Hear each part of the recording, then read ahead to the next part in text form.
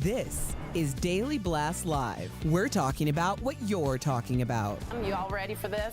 This is a sham. No. Nope. Y'all, just stop. Get real.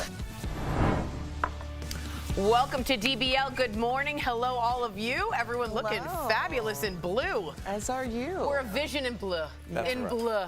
Judy's favorite color. May she rest. Shout out. All right. Shout out to mommy. Welcome to DBL. Well, folks, it's officially a rematch. Ooh, Tyson versus Jake Paul? That's it. That's the one we're talking about here in A Block. They look different on screen.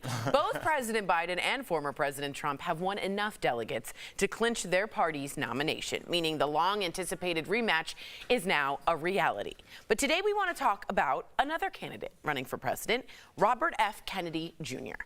He is running as an independent, and now he's revealed his shortlist for potential running mates. At the top of the list are NFL quarterback Aaron Rodgers and former Minnesota governor and professional wrestler Jesse Ventura. Other people on the list reportedly include Tulsi Gabbard and Senator Rand Paul and perhaps Andrew Yang. There's a lot of speculation about... It's like AI generated a list of random semi-celebrities. He put in Chat GPT. Yes. Who should be my... Okay. There's a lot of speculation about what his candidacy will mean for both Trump and Biden. Can RFK Jr. pull in enough votes to affect the outcome of the election? And DBL Nation, we got to know. We want to know from you, how many of you out there that watch our show support RFK Jr.'s run for president? So go to dblvote.com to weigh in. Just so you know, he can qualify currently. He is on the ballot in Utah, but he's gathered enough for New Hampshire, Nevada, Hawaii, Arizona, Georgia, Michigan, and South Carolina, all somewhat swing states, and he's going to try and maybe take some votes from other people, but he has a lot of sort of couched questions about things. He said vaccines are linked to autism, and that was falsely claimed. He wants to stop government and media from censoring dissonant voices. They should start telling the truth to Americans. He said Wi-Fi could be causing cancer and leaky brain. Antidepressants are linked to possible school shootings. Chemicals in the water could turn children transgender. AIDS may not be causing HIV, and COVID was designed to not to target, Jewish and Chinese people. These are all questions that he wants to just bring up. Jeff, what do you think? Me and Eric are going to step off. Welcome back, Jeff. Are we at the point in society where we could have a conversation about this now? Yes. We're not, but I'm just couching that as an excuse for what I'm about to say. We're having I like another option. I like another option, and I like people that question things. Do I like everything that he said? Absolutely not. That's insane, right? But I do like people questioning things. I'm not sure we handled the vaccine thing 100% proper, right? I would like to question it, but I'm not allowed to. And I was double vaxxed. I was on board, by the way, and I still got shunned from whatever community runs the hatred on that. I like to question things, and I think people are tired of this rematch. They don't want to see these two people up there anymore. We need a third option. This is our third option. This is it. So I don't know if he's going to be able to. Yeah, this is where we're at. I don't know. This is the question, though. He obviously won't have enough votes to win the election. Correct. But he might have enough votes to swing the election one way or the other. Which direction is he going to swing that in? That really is the question. But all things said, like I said, I do like people questioning things, and I do like a third option. Appreciate that take, Erica. I do think it's, first of all, for people who shunned you, it's just important to have the people who jeer for you as the people who cheer for you. But that also leads me to the idea. I need that too. Thank you. Yeah, it is. It's very important. I'm like, jeer on. I question, if you were on that short list, what is that saying about you and whatever realm, because obviously these are people from very different arenas, so to speak. Where does this leave you in the future? Now, I'm not anti people questioning. I think that in order to have flexibility of thought, there must be questions. But I want to be careful about people just questioning, because it's a tactic and it's a very effective one. So as opposed to you actually contributing to something productive in society, you just question everything that everyone else has done in order to move the needle. And what happens is, like, this is a social media thing. So you put it out there and it's like, I don't know. I'm just throwing this out there. And then what happens is other people start to debate and you can take yourself out of it. But you emerge the hero for posing the question. But that's all you've done. So it's an illusion. And I want to be careful about these things because when we talk about conspiracy, there has to be rooted in some degree of truth. And also the idea that you want to do something about it. I love that question. I want to go to you specifically, Al. Jesse Ventura, Aaron Rodgers have a tendency to do just what Erica's saying. They throw out a question about vaccines maybe, then kind of take it back. How do you think about these two, Rodgers and Ventura, as choices for VP? I think it's very strategic that he's going after these two. They also kind of dabble, I wouldn't even say dabble, or have at least one foot down in the kind of what's really going on, what's going on behind the curtain kind of world, which the internet has created its own almost nation state of people that question things. So, you know, there's with everything that you read, Tori, I kept listening. This could possibly do this. Right. This could probably be this. Right. It's a way to never have to commit, and it's a way to get your name out there, like you said, Erica. The reason I don't think he'll be impactful at all is that we've seen this before, and his name was Kanye West.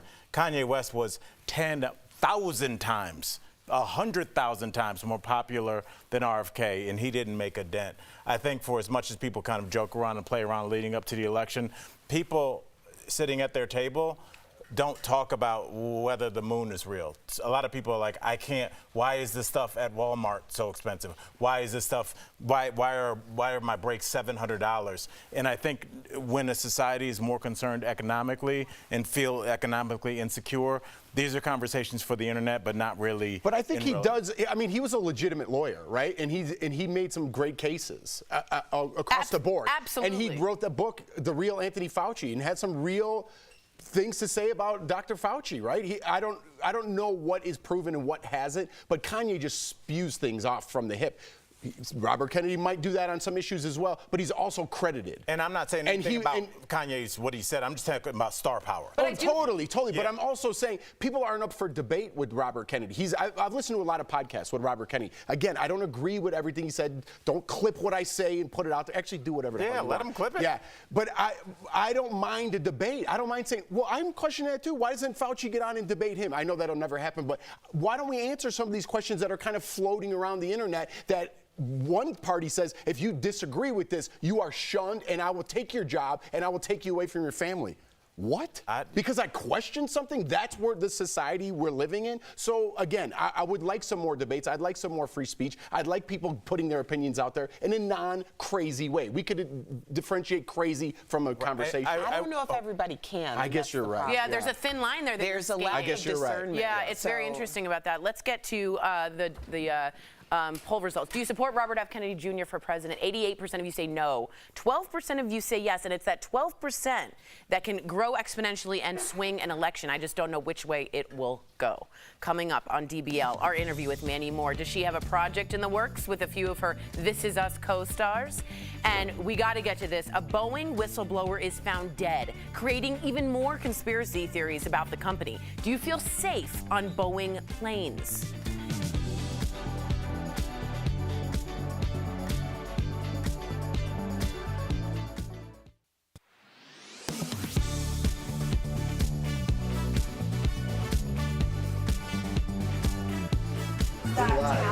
Yeah, I thought, I'm so glad. Oh, it does? First of all, Jeff, everybody loves that you question things. I mean, there's a saying in medicine, get a second opinion. That's questioning. You know, I don't think that's really. Half of society doesn't want you to ask questions. That's kind of just where it is. That's the way I feel. I kind of feel very cornered these days, and you know, I don't know. I just really, I know what it's like out there, and no matter what I say, someone's going to have something else to say to be like, fall in line, or TV. Like it's like same with no, it's kind of just in life. It's kind of in life. I mean, yeah. Well, people always question you if you're on television or just in life, but I think that really is what strengthens your debates. Well, I don't think that you can have an opinion and have it 100% really supported. It's true. You can't regardless of where you are. For sure. So, give me something that you think 100% of people talk support. also about. I don't think 100% of people support anything. I don't think brace up, Okay, people don't will be worry. like, they have something to say. There's Can you never imagine a if like better you put comments under like Should I go the up 10 all the way? commandments? Okay. People would be like, some of these are repetitive. Yeah. You know, like people will hate on it's anything. not. But it's the same. It's the same conversation that I'm tired of. You know what I mean? Like you could put up the 10 Commandments and be like, "That's because people are getting raped in the Catholic Church." It's like, we got it. I got it. You know what I mean? And I'm with you on that. But you can't just spew out like these comments that are just universal and there's no room for conversation. Yeah, by the way, I do want to say, changing topics really quickly. Before we started the show, I was like, Jeray, is my hair okay? And he was like, yeah, we'll fix it. And I looked at it and I thought it looked okay. It looked okay. I have a certain quality. I like my. I appreciate that.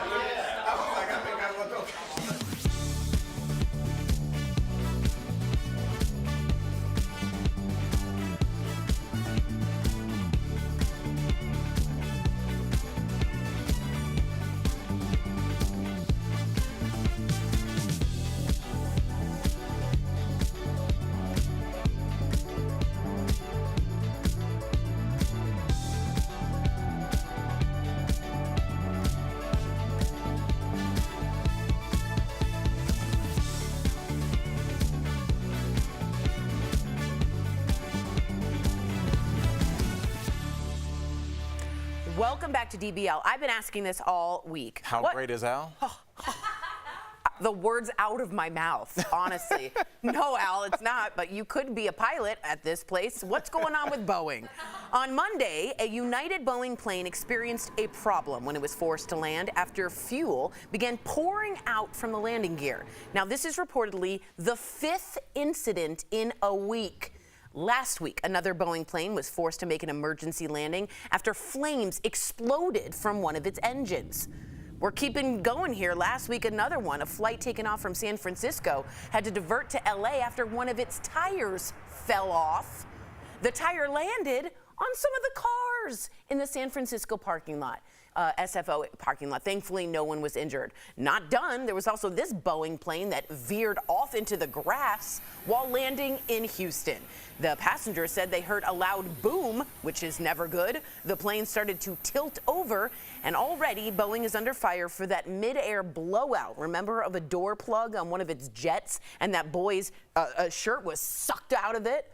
On top of all that, this is when it gets real serious. A former Boeing employee who became a whistleblower was found dead over the weekend. 62-year-old John Barnett died from what appears, and we say that with a lot of emphasis, to be a self-inflicted gunshot wound in his car on Saturday.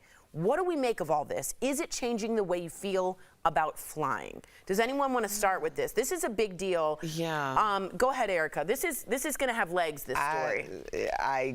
I could see that being the case. Yeah. Wings is more appropriate. I was going to say wings.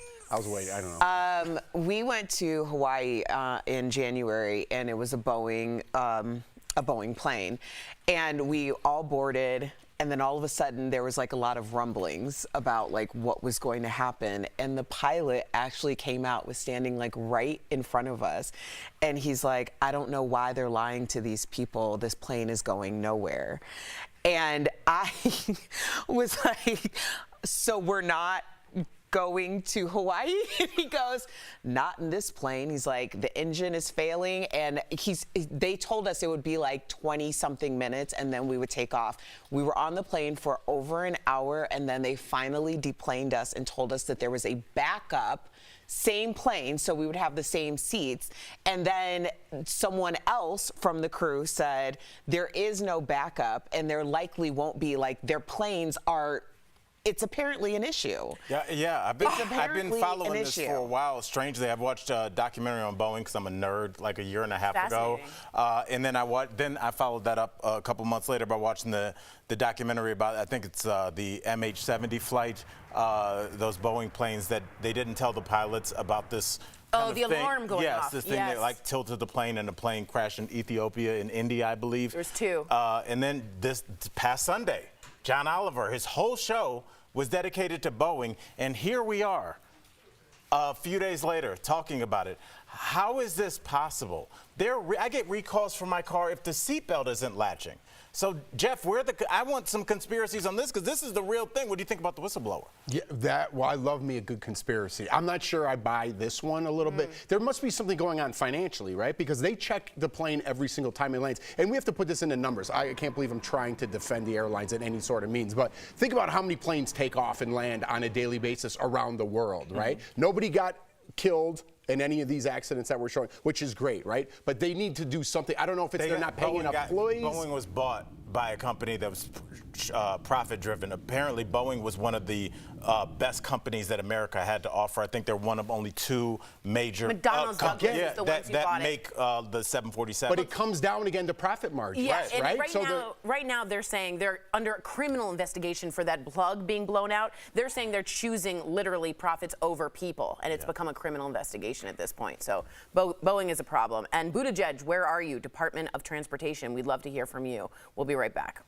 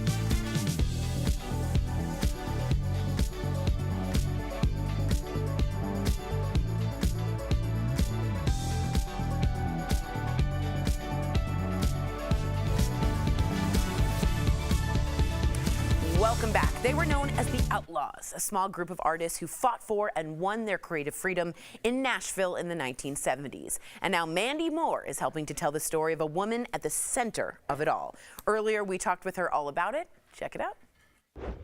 Mandy, welcome back to DBL. All right, so we were all just talking about the Oscars for quite some time, and your old co-star Sterling K. Brown was nominated. What's it like seeing him nominated for his first Academy Award? Although I know you didn't even watch the awards, right? I didn't. I have 2 little ones, and my husband's on tour. He's a musician, so I was solo parenting, so not a lot of time to watch the Oscars, but I'm thrilled for Sterling. I remember like the day the announcements were made. I was like the first one in the This Is Us group chat, like SKB, Academy Award nominee. Like, I mean, the first of many for him. Let's be honest. I'm sure before it's all said and done, he will have like a mantle full of all of the Oscars. But I'm so thrilled for him. I love that performance. I loved that movie. I was so glad that he was recognized. Very much deserved. Absolutely deserved. Now you, speaking of being deserved, you're playing music trailblazer Sue Brewer in this outlaw country music series. And let's be honest, it was a little bit of a boys' club, right? With legends like Willie Nelson, Johnny Cash. Not a good impression, apology. But what did Sue bring to the group? Talk to me about Sue.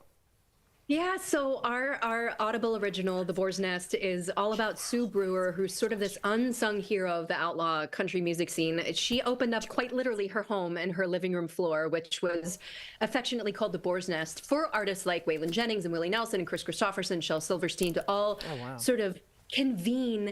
And this was back before any of them were famous, and so this was like a space for them to feel safe, to sort of hone their craft, to feel vulnerable enough to like expose themselves, talk about like you know what was happening in their lives, and crafting these songs. And Sue really needled them and pushed them and helped them kind of become who they were. And her story is often unknown, and she's uncredited. In fact, it was only once she passed away, she was posthumously honored by the Songwriters Hall of Fame in Nashville. She's the only person inducted who wasn't an actual songwriter herself, but I think it just speaks to her contribution to that particular scene, because she gave them that space. She gave them the leeway to be themselves and become who they ultimately became. Wow. Shel Silverstein wrote A Boy Named Sue. Absolutely. Johnny Cash. I remember those books. Right. Yes, for sure. I mean, you know, you kind of just went through the list. There were so many legends that came out of the Outlaws. Now, were there any stories that surprised you about them?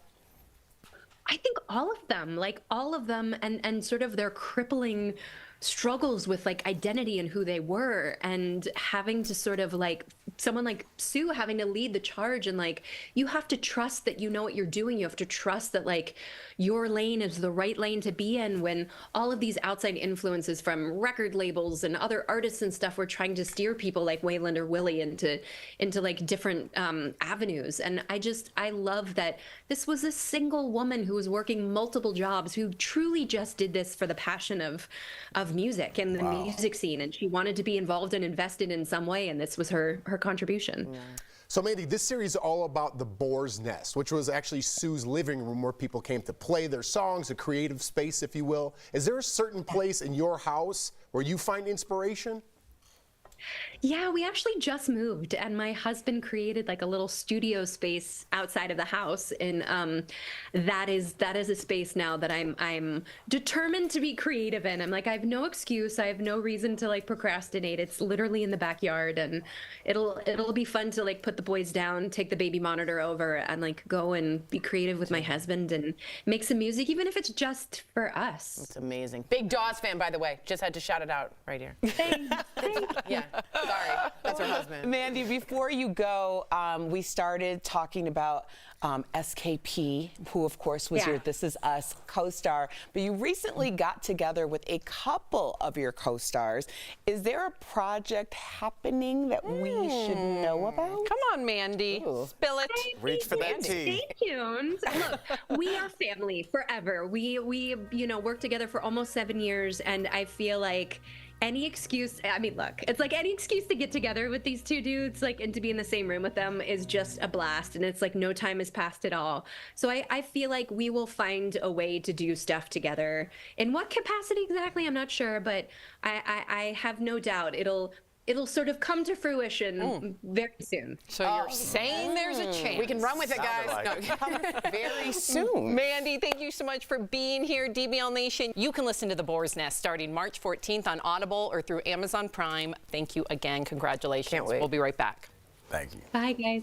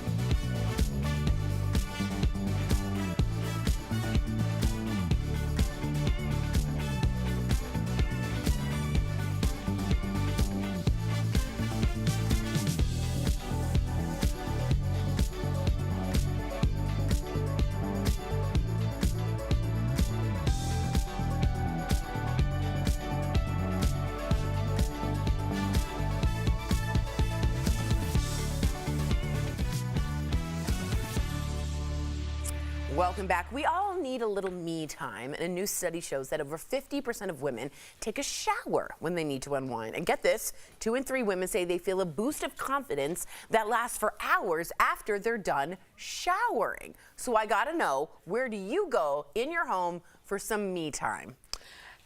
I can go anywhere because I don't have little ones yet.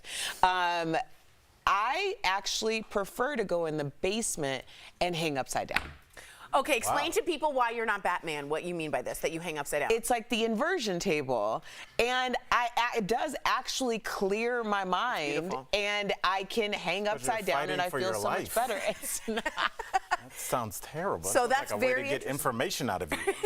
Tell us who did it. Yeah. If you need more me time, Jacuzzi can help. If you want to start your bathroom remodel, Jacuzzi can help you do it the right way. Jacuzzi offers an unmatched, stress-free remodeling process. Call 1-800-990-3709 or visit jacuzzibathremodel.com. Where do you go, Tori? In the dark, in the shower. Do you really? You take I have a lights off? shower lamp in there. So it's We'll not see you the tomorrow. dark. Shower lamp. It's one.